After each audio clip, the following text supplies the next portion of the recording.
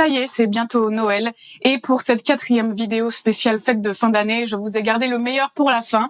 Aujourd'hui, nous allons préparer une recette que j'adore, du saumon fumé, façon végétale. Du saumon fumé. Vous pouvez encore participer à mon jeu concours sur ma page Facebook et tenter de gagner plein de cadeaux. Aujourd'hui, s'ajoute dans le lot des cadeaux à gagner ce t-shirt We Are From The Future avec un V derrière, comme vegan. Vous pouvez le choisir en noir ou en blanc. Je ferai un tirage au sort le 24 au soir et j'annoncerai les grands gagnants le 25. Je vous souhaite à tous une bonne chance. Juste après la recette du saumon fumé, je vais vous donner quelques conseils pour un peu gérer le repas en famille. Parce que, je vous ai donné des idées de recettes, mais le repas en lui-même, avec un peu d'alcool, peut créer des conflits. C'est pas le but à Noël, on se retrouve en famille ou entre amis et on passe un bon moment. Sauf que quand on est à table, en tant que végétarien, si on est le seul végétarien, tout le monde va nous parler de notre végétarisme. Même si on n'en a pas parlé, même si on ne fait que manger en fait.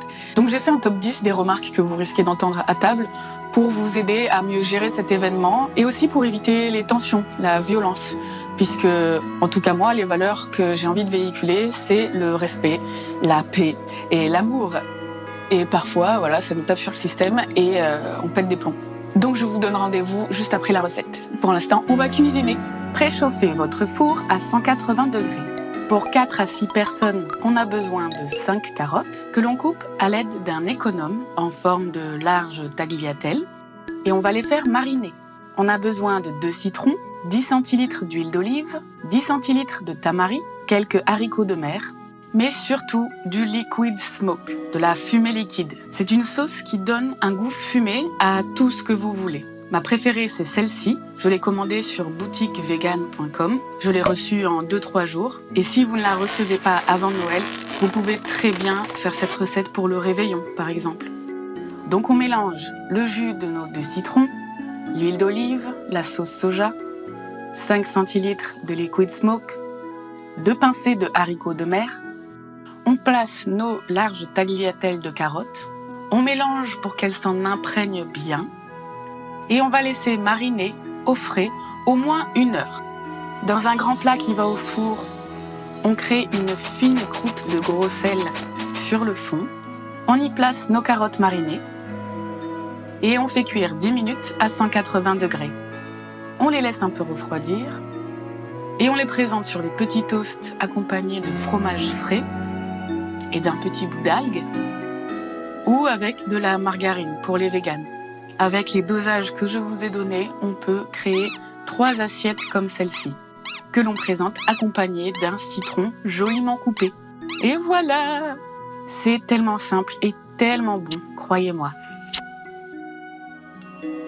Maintenant, imaginons que nous sommes à table, le soir du réveillon de Noël, ou le 25, à midi, ou les jours d'après, jusqu'au réveillon, et le soir du réveillon aussi. Et imaginons que notre famille n'est pas végétarienne, que nous sommes les seuls. Que nous sommes à table, nous mangeons ce qu'on peut manger. De la purée de patates à rien. Donc j'ai fait pour vous un top 10 des remarques que vous risquez d'entendre, ou des questions, ou des réflexions. Je me suis inspirée de ma propre expérience ainsi que celle de mes amis. Je tenais à vous faire ce petit bonus puisque parfois, malgré nous, on en vient au conflit, à des débats, à des moments où il n'y a pas lieu d'avoir débat.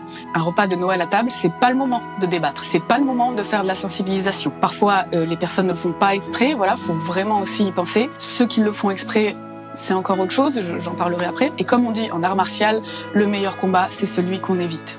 Donc, je ne prétends pas détenir la vérité, ce sont des conseils que je vous donne vraiment, parce que la première année, on est complètement désarmé face aux réflexions désobligeantes, puisque on comprend pas, en fait. Moi, je n'ai jamais compris pourquoi autant de haine contre les gens qui décident d'arrêter de manger des animaux. Et je vais vous donner donc quelques astuces et arguments pour que vous soyez capable de vous défendre. Excusez-moi, ça me fait rire en fait. Alors, parce qu'en fait, ce qui est incroyable, c'est nous qui sommes accusés de violence ou d'extrémisme. Sauf que c'est tout l'inverse en fait notre démarche. Par rapport à cette notion de non-violence, je vais citer Paul Watson. Un jour, il avait fait une conférence, il parlait de ça et il avait donné une image super intéressante, moi qui m'a beaucoup marqué. Paul Watson, donc qui a fondé Sea Shepherd, qui est souvent accusé d'éco-terrorisme parce qu'en fait, il casse le matériel des braconniers. En fait, il expliquait l'aberration de certaines mentalités. Il faisait le rapport avec un mec avec un fusil. Donc le mec a son fusil, il est prêt à tirer, à tuer un animal ou un humain. parfois. Il y en a qui font ça aussi. Et nous, on arrive et on prend le fusil et on casse le fusil. Et c'est nous que l'on va accuser d'agressivité, de violence. Oh là là, mais quel acte violent, c'est n'importe quoi. Sauf que l'acte en lui-même est un acte non violent puisqu'il évite la violence, entre autres la mort. Bon, il explique beaucoup mieux que moi, mais je pense que vous avez compris le principe. Donc, dans le top 10 de ce qu'on peut entendre tous les jours, déjà, il y a plusieurs catégories. Il y a les questions, les personnes vraiment intéressées, qui nous posent, par exemple, top 10 de la liste, mais où tu trouves tes protéines. Donc là, c'est très facile, on peut répondre très simplement qu'il existe des protéines végétales, notamment dans les légumineuses. Alors, les légumineuses, c'est quoi? C'est les pois, les haricots, tout ça. Et que ce sont des protéines végétales, mais des protéines, donc elles sont valables. Donc ça, c'est facile. Mais il y a aussi des questions ou des remarques qui peuvent nous faire perdre notre sang-froid. Par exemple, en 9e position, on entend souvent « Oui, mais bon, les lions mangent les gazelles, c'est le cycle naturel de la nature. » Donc ça, c'est le visage que vous pouvez adopter quand c'est difficile. Donc c'est un sourire, c'est bien plier les yeux, parce que du coup, ça fait comme si on sourit vraiment. Et il faut penser à respirer. Et là, on répond. Oui, mais bon, les lions, ils sont carnivores, nous, on est omnivores. Les gorilles, qui sont des grands singes comme nous, eh ben, ils sont végétariens, ils sont herbivores. Ensuite, top 8, ça enchaîne. Ah oui, mais bon, on a des canines, c'est pas fait pour brouter de l'herbe. Position. Oui, mais on a des canines, on n'a pas des crocs. Voilà, les tigres ont des crocs, les chiens ont des crocs, puis notre intestin est 4 fois plus long que celui des carnivores, c'est-à-dire qu'on n'est pas fait non plus pour manger beaucoup de viande. Quoique les pandas et les gorilles, voilà, je viens d'en parler, ils sont des sacrés canines aussi, et pourtant ils mangent que des herbes, que des feuilles. Ensuite, ah oui, quand on nous dit ah bon, mais ça va, ça te manque pas quand même la viande. Position. Ouvrez la mâchoire aussi de temps en temps. Parce que des fois, on est comme ça. Donc moi, quand on me pose cette question, bon, maintenant, on me la pose plus parce qu'on voit bien que je me régale tous les jours. Mais je répondais très honnêtement que oui, au début, ça me manquait parce que moi, j'étais quelqu'un qui aimait la viande. J'ai pas du tout été quelqu'un qui n'a jamais aimé ça ou qui trouvait ça dégueulasse. Et donc oui, au début, c'était vachement difficile. Mais petit à petit, il y a des choses que j'ai comprises, que j'ai vues, que j'ai découvertes. Je ne pouvais plus y participer. Ça m'indignait tellement fort que ces convictions ont pris le dessus sur mon propre plaisir gustatif. Et on conscientise l'idée que dans notre assiette, c'était un animal. Un steak, c'est une vache. Du jambon, c'est du cochon. Du surimi, c'est du crabe. Ça paraît con, mais on s'en rend compte petit à petit. Et dans notre cheminement, au bout d'un moment, on conscientise le fait que, en fait, c'est des bouts de cadavres qu'il y a dans notre assiette et que ça nous paraît bizarre de le mettre dans notre corps, puisque après, ça crée des bactéries de putréfaction. Donc il y a un dégoût qui vient, et donc non, ça ne me manque pas. Et la solution, ça a été de trouver un autre plaisir gustatif, découvrir d'autres saveurs et bien manger de façon végétale. Et même aujourd'hui, quand je vois quelqu'un qui mange de la viande devant moi, je trouve ça bizarre comme geste.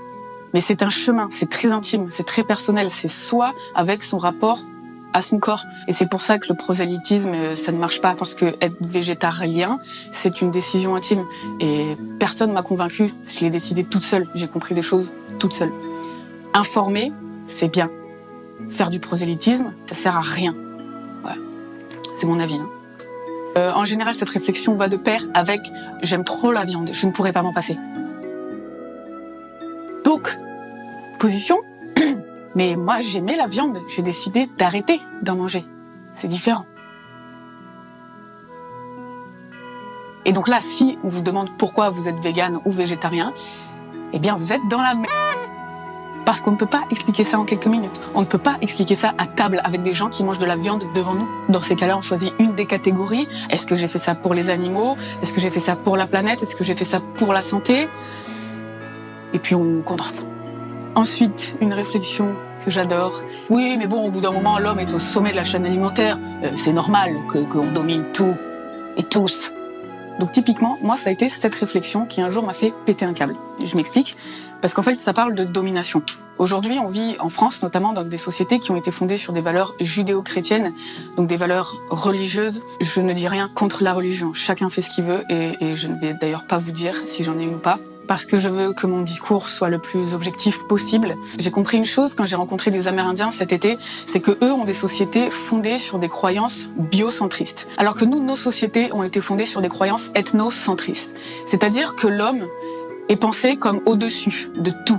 Il doit dominer tout, les animaux ainsi que la nature. Aujourd'hui, ça pose problème puisqu'on se rend compte que la nature est plus forte que l'homme. Je vous invite à aller en mer, à 1 heure des côtes, vous allez au large et vous faites une traversée de nuit au large. Et là, on sent la vulnérabilité de notre état d'humain face à la nature.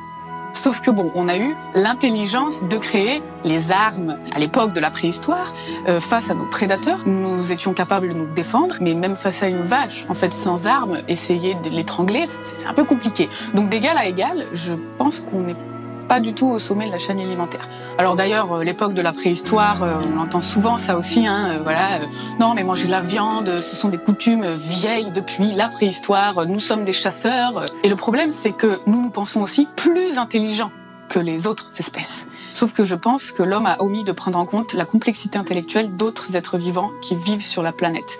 Mais l'intelligence, ça dépend de la perception de chacun. Bon, et c'est un autre débat qu'il ne faut pas avoir à table à Noël. Voilà, ça on en parlera entre nous, après Noël.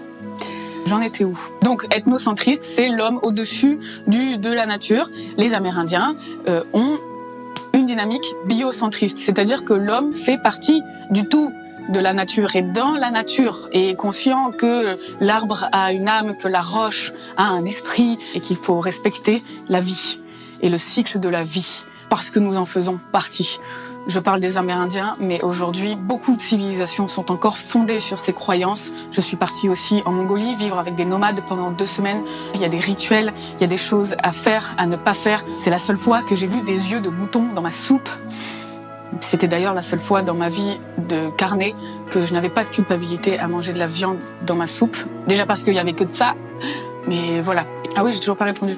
Et un jour, j'ai pété un câble parce qu'en fait, cette notion de domination de l'homme sur autre chose que lui-même, il se l'applique à lui-même. Les plus grands drames de l'humanité sont ceux de la domination de l'homme par l'homme. L'esclavage, les génocides, les massacres, les camps de concentration et toute cette quête de pouvoir et de devoir absolument tout dominer. Je ne supporte pas ça. Peut-être aussi parce que je ne supporte pas l'autorité et les règles et que je désobéis à cette société. Oui, nous sommes des désobéissants civils, pas des extrémistes. Donc si vous entendez cette réflexion, oui, mais on est au sommet de la chaîne alimentaire, moi j'aime répondre que quand bien même on le serait, parce que je vais dans le sens de la personne, c'est toujours bien aussi, eh bien je ne comprends pas pourquoi est-ce qu'on ne viendrait pas en aide à plus petit que soi. Pourquoi est-ce qu'il faut absolument la détruire, la tuer, l'annuler? Je sais pas.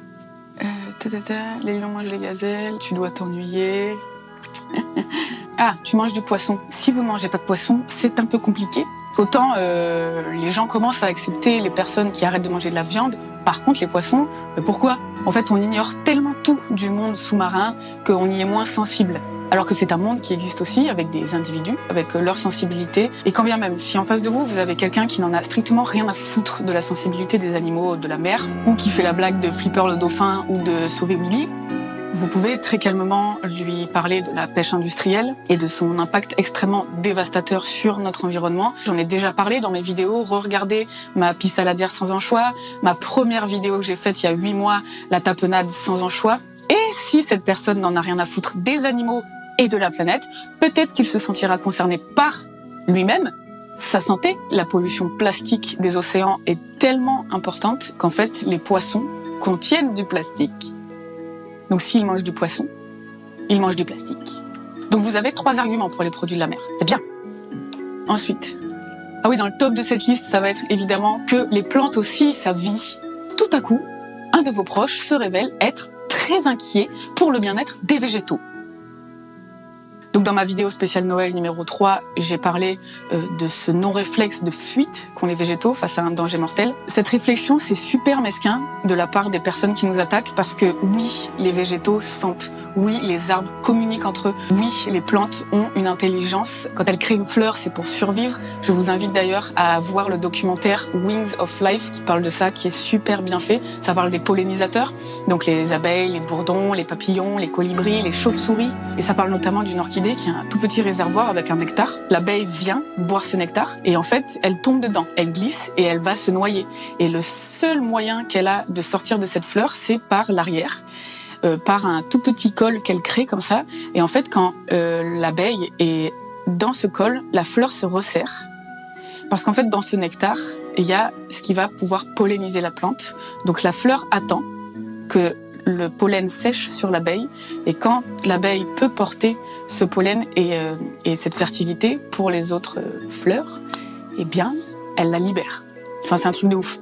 Donc voilà, c'est super mesquin parce que oui, les végétaux sentent, sauf que les végétaux n'ont pas de système nerveux. Et c'est assez désarmant cette réflexion parce qu'elle fait appel au bon sens. En fait, vous avez en face de vous quelqu'un qui fait preuve de mauvaise foi.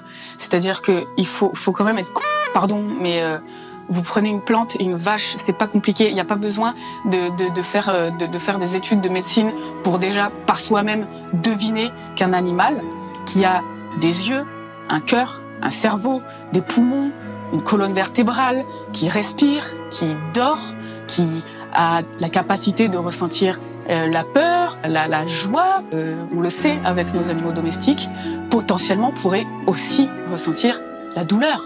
Une plante, bon ben, elle a pas d'yeux, elle a pas de colonne vertébrale, elle a pas de. Donc voilà, là ça fait appel au bon sens de chacun et au bon vouloir de chacun. Donc quand il y a quelqu'un qui vous parle des plantes, c'est juste de la mauvaise foi.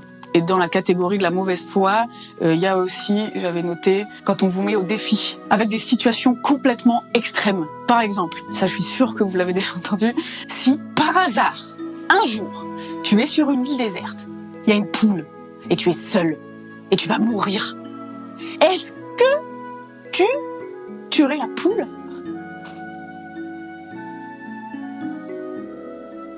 Ou si en face de toi, il y a une biche et un homme. Lequel des deux tu tues ? Donc ça, en fait, c'est des questions auxquelles on n'a pas à répondre parce que le but de la personne, c'est de nous faire dire ce qu'elle veut entendre. À part répondre, pour l'instant, je suis pas sur une île déserte et je vais pas mourir. Je vais au supermarché en bas de chez moi, en fait. Ou répondre quelque chose d'aussi bête que la question. Donc déjà, j'ai pas envie de tuer. Pourquoi je dois tuer absolument ? Pourquoi ? Mais laisse-moi tranquille. Non mais tu dois tuer. Tu dois. T'es obligé. Imagine. Écoute, ouais, si le mec c'est un pédophile, récidiviste, ouais, je le tue. Je le tue et sans aucun scrupule en plus. Ah, donc tu tues l'homme. Oui, non, oui, non.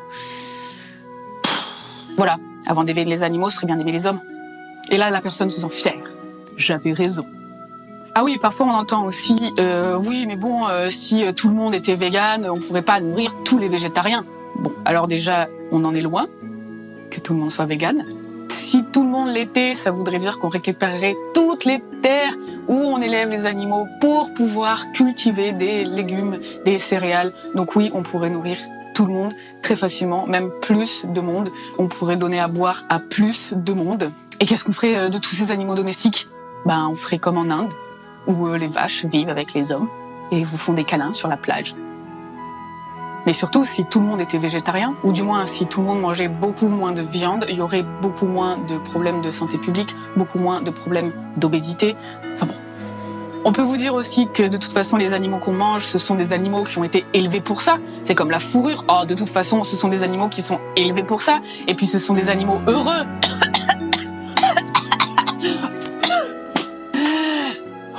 Ne vous étouffez pas si on vous dit ça. Ça peut arriver, il y a des gens qui pensent encore ça.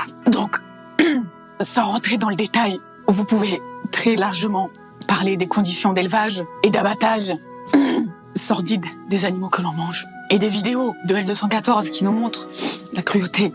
Ce ne sont pas des animaux heureux. Faut arrêter. Il y en a, oui, qui sont dans les pâturages toute la journée. Mais bon, c'est pas tous.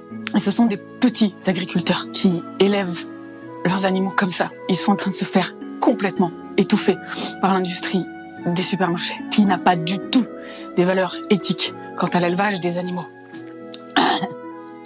Mais je crois que le pire est pour moi le top 1 de cette liste de top 10 ou 9 ou 14. C'est quand on est à table et ça arrive très souvent quand on est à table et que en face de vous, quelqu'un est en train de manger de la viande, donc on imagine que c'est de la viande. Ah non, mais moi aussi, hein, tu sais, je mange très peu de viande. Qu'est-ce qui est bon cet agneau. Donc là, ce qu'on a envie de répondre, c'est « Ah bon? Et tu manges quoi là? Une tomate?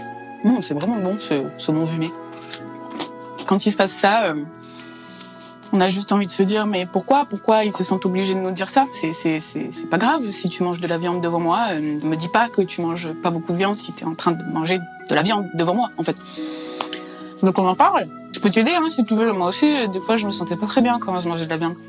Donc s'il se passe ça et qu'en face de vous, vous avez quelqu'un qui vient de s'empiffrer de foie gras, de magret de canard, de dinde farcie, plutôt que de pointer le fait que le mec mange encore de la viande, et même un peu, c'est trop. Parce que c'est pas bien, il faut arrêter. Bien sûr qu'il faut arrêter. Bien sûr que c'est super urgent. Bien sûr qu'il va falloir se bouger le cul parce qu'on va dans un mur. Mais je préfère encourager déjà la démarche de diminuer. Déjà la démarche de se dire qu'on mange peu de viande ou qu'on veut acheter de la bonne viande. Je m'auto-étouffe rien qu'en vous disant ça. C'est horrible pour moi de dire ça. Hein. Non, j'ai envie de dire non. Arrêtez totalement. Mais même de la bonne viande, il n'existe pas de bonne viande. Ce ne sont que des animaux qui souffrent. Le problème, c'est que c'est tellement compliqué. Si seulement on nous facilitait la vie, si seulement les mecs arrêtaient de nous vendre de la merde en supermarché, si seulement on avait plus de produits végétariens et véganes facilement accessibles dans les supermarchés, si seulement c'était facile. Donc déjà, si quelqu'un est dans une démarche de un peu y penser, c'est bien. Et il faut encourager ça. Et moi, j'encourage ça. Et si la personne en face de vous vous dit qu'il mange un peu de viande et que pour vous, ça vous paraît beaucoup trop, et je sais de quoi je parle, c'est bien. Parce qu'en fait, c'est le reflet de la société en ce moment. Beaucoup de personnes sont en train de se poser des questions sur leur façon de consommer des produits animaux. Donc, c'est à nous de les aider, ces gens. Parce que nous, on a déjà passé le cap. Et quand on nous demande « Bah ouais, mais tu manges quoi ?» plein d'inquiétudes et de se dire putain mais qu'est-ce que je vais manger si j'arrête de manger de la viande, hein, des pâtes avec rien ou du riz avec rien et des steaks végétaux et du supermarché au soja, mais c'est dégueulasse, mais je veux pas arrêter de manger de la viande, je veux pas et que la personne en face de vous fait une crise de panique, envoyez-le sur ma chaîne YouTube, montrez-leur les vidéos, faites-leur goûter des recettes. S'il y a des recettes qui vous ont plu, parlez-en. Voilà, le risotto, il est trop bon. J'ai fait une tarte aux oignons, elle est trop bonne. J'ai fait un chili sin carne, c'est de la bombe. Aidez-les, ces gens. Ces personnes-là, ce sont des personnes qui sont potentiellement ouvertes à changer leurs habitudes alimentaires. Donc c'est bien. Voilà. Et on a tous été comme ça. Ensuite, après la catégorie des gens qui vont vous dire qu'ils en ont rien à foutre et que c'est pas leur combat. Voilà, les personnes qui disent ça, je les mets dans la même catégorie que ceux qui sont pleins de certitudes. Non. Moi, je sais mieux que toi. Et c'est peut-être des personnes qui ne changeront jamais. C'est désespérant, mais c'est comme ça. C'est tellement délicat de se faire comprendre, de faire passer notre message. Entre ce qu'on veut dire, ce que l'autre entend, ce que l'autre comprend, ce que l'autre veut comprendre, ce que l'autre veut nous faire dire, et la perception de la vérité de chacun, parfois, c'est juste très compliqué, quoi. Juste, on se comprend pas, quoi. C'est comme la politique. Il y a des personnes, je ne les comprends pas. On ne sera jamais d'accord. Jamais. C'est comme ça. Moi, je crois que je vous ai tout dit. On peut en parler pendant des heures. Bon courage aussi quand en face de vous, tout le monde dira « Qu'est-ce qu'il est bon ce foie gras !» ou « Qu'est-ce qu'il est bon ce saumon !» Moi, dans ces cas-là, pour pas voir, je regarde flou. Tu sais, quand tu fais avec tes yeux. J'ai failli oublier, je crois, une autre réflexion qui un jour m'a fait péter un plomb. Ah oui, moi aussi, j'adore les animaux. Parce que j'avais répondu, non, tu aimes les animaux domestiques, tu n'aimes pas les animaux. Surtout, ne dites pas ça. Voilà, c'est mon conseil. Après, oui, on sait, non, si tu aimes les animaux, tu ne les manges pas. Voilà, c'est tout. Allez, bisous. Merci d'avoir regardé cette vidéo. Je voulais dire aussi vraiment merci à tous mes tipeurs, tous ceux qui m'aident financièrement sur mon compte Tipeee. Grâce à votre aide, j'ai pu m'acheter un nouvel ordinateur. Je vous annonçais il y a quelques semaines que le mien était en train de me lâcher. Avec cet argent, je vais aussi acheter un nouvel objectif pour faire de meilleures images, des meilleures lumières de studio, sortir de ma cuisine aussi, vous proposer des numéros un peu spéciaux, partir à la rencontre des acteurs du mouvement vegan en France. Voilà, on a plein de projets. Tout ça devient possible grâce à vous. J'en ai des frissons rien qu'à vous en parler. Merci beaucoup. Je vous souhaite de très bonnes fêtes de fin d'année. Oui, je suis un peu émotive en fait. Profitez de ces moments avec les enfants, profitez de vos proches, de ceux que vous aimez, de ceux qui vous aiment. Je prends une petite semaine de vacances en cette fin d'année. Je vous donne rendez-vous dès la première semaine de janvier pour de nouvelles recettes. Et je vous donne rendez-vous entre-temps sur les réseaux sociaux Instagram et Facebook où je resterai en ligne connectée tous les jours.